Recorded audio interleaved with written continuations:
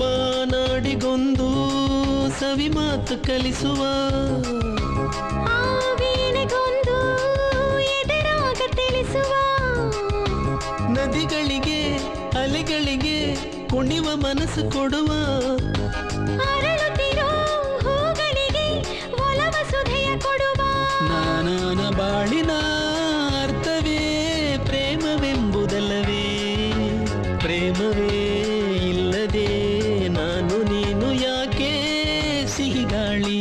ಸಿಹಿಗಾಳಿ ಸಹಿ ಹಾಕಿದೆ ಮನಸ್ಸಿನಲ್ಲಿ ಬರಿ ಮಾತು ಇನ್ಯಾಕೆ ಪ್ರೀತಿಯಲಿ ನೋಟ ಒಂದೇ ಸಾಕು